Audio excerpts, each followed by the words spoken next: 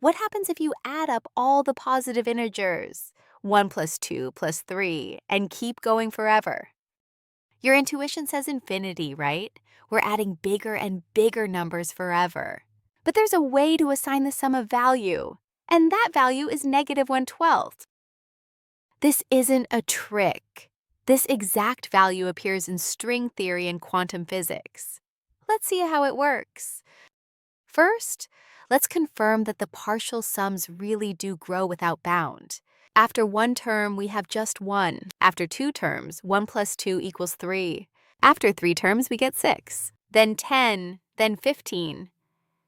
These are the triangular numbers. These partial sums keep growing. 1, 3, 6, 10, 15, and on toward infinity. The nth partial sum follows this formula, n times n plus 1 divided by 2. As n goes to infinity, this grows without bound. Classically, the series diverges. But mathematicians have developed ways to assign consistent values to divergent series. This is called regularization. The idea is that even when partial sums run off to infinity, we can sometimes extract a finite piece of information. Let's build up to our answer using simpler series first. We'll need 2 stepping stones. Let's start with Grandi's series, 1 minus 1 plus 1 minus 1, continuing forever. If we group the terms this way, we get 0 plus 0 plus 0, which equals 0. But if we group differently, we get 1 plus 0 plus 0, which equals 1. So is it 0 or 1? The partial sums actually oscillate between these values. Here's a clever idea.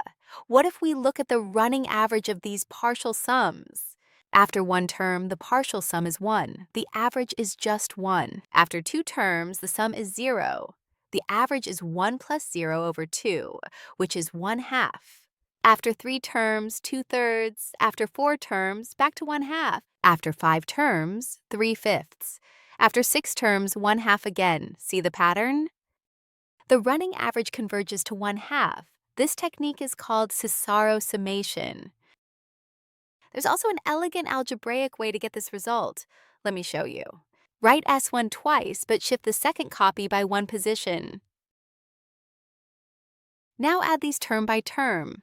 1 plus nothing is 1. -1 plus 1 is 0. All those zeros disappear. We're left with 2s1 equals 1. Divide both sides by 2, and s1 equals 1/2. Now for our second stepping stone, s2 equals 1 minus 2 plus 3 minus 4, and so on.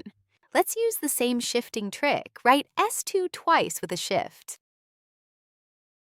Add column by column. First column, 1 plus 0 gives 1. Second column, -2 plus 1 gives -1. Third column, 3 plus -2 is 1. Fourth column, -4 plus 3 is -1. The pattern is clear. 1, -1, 1, -1. This is exactly S1. We already know S1 equals 1/2, so 2S, 2 equals 1/2. Divide both sides by 2. S2 equals 1/4. Now we have both tools we need. Let's find S, the sum of all positive integers. Let's compute S minus S2. Write both series aligned. Subtract term by term. Position 1, 1 minus 1 equals 0. Position 2, 2 minus -2. That's 2 plus 2, which is 4. Position 3, 3 minus 3 equals 0. Position 4, 4 minus -4 is 8. The pattern continues, 0, 12, 0, 16, and so on. So S minus S2 gives us 0 plus 4 plus 0 plus 8 plus 0 plus 12, and so on. The zeros don't contribute anything. We're left with 4, 8, 12, 16. Factor out 4. We get 4 times 1 plus 2 plus 3 plus 4. But wait, the sum in parentheses is exactly S, our original series. So we have S minus S2 equals 4S. This is our key equation. Substitute S2 equals 1/4. Subtract S from both sides. 4S minus S is 3S. Divide both sides by 3. S equals -1/12. The sum of all positive integers, 1 plus 2 plus 3 plus 4, forever, equals -1/12.